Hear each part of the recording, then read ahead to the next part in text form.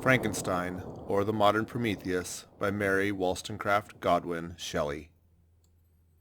Letter 1 to Mrs. Saville, England, St. Petersburg, December 11th, 1700, and You will rejoice to hear that no disaster has accompanied the commencement of an enterprise which you have regarded with such evil forebodings.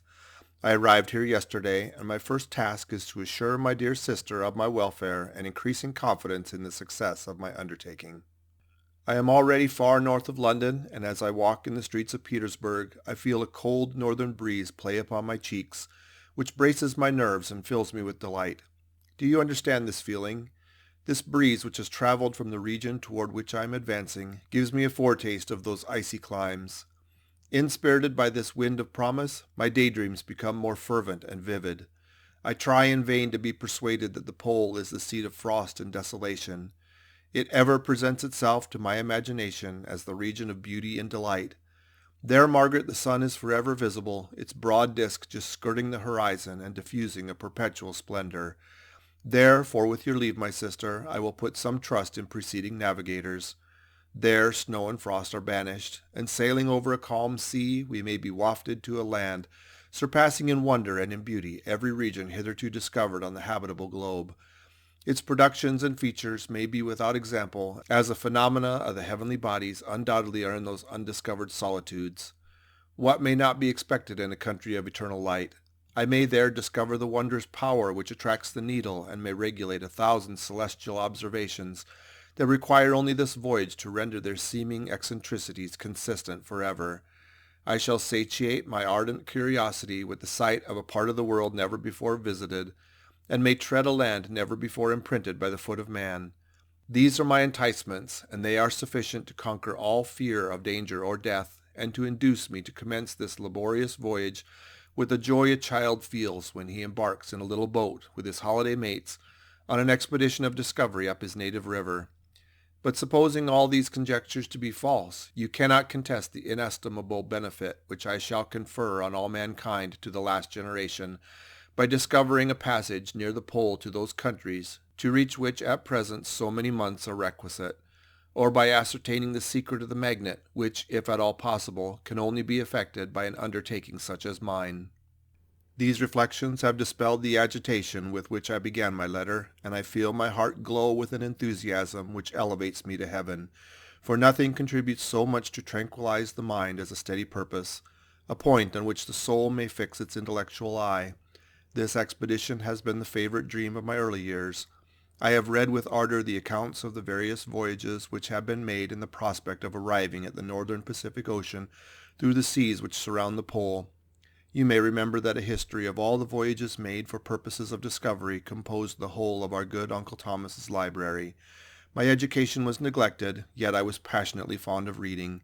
These volumes were my study day and night, and my familiarity with them increased that regret which I had felt as a child on learning that my father's dying injunction had forbidden my uncle to allow me to embark in a seafaring life. These visions faded when I perused for the first time those poets whose effusions entranced my soul and lifted it to heaven. I also became a poet, and for 1 year lived in a paradise of my own creation. I imagined that I might also obtain a niche in the temple where the names of Homer and Shakespeare are consecrated. You are well acquainted with my failure, and how heavily I bore the disappointment. But just at that time I inherited the fortune of my cousin, and my thoughts were turned into the channel of their earlier bent. 6 years have passed since I resolved on my present undertaking. I can even now remember the hour from which I dedicated myself to this great enterprise. I commenced by inuring my body to hardship. I accompanied the whale fishers on several expeditions to the North Sea. I voluntarily endured cold, famine, thirst, and want of sleep. I often worked harder than the common sailors during the day, and devoted my nights to the study of mathematics, the theory of medicine, and those branches of physical science from which a naval adventurer might derive the greatest practical advantage. Twice I actually hired myself as an undermate in a Greenland whaler, and acquitted myself to admiration. I must own that I felt a little proud when my captain offered me the second dignity in the vessel, and entreated me to remain with the greatest earnestness, so valuable did he consider my services. And now, dear Margaret, do I not deserve to accomplish some great purpose? My life might have been passed in ease and luxury, but I preferred glory to every enticement that wealth placed in my path. Oh, that some encouraging voice would answer in the affirmative. My courage and my resolution is firm, but my hopes fluctuate, and my spirits are often depressed.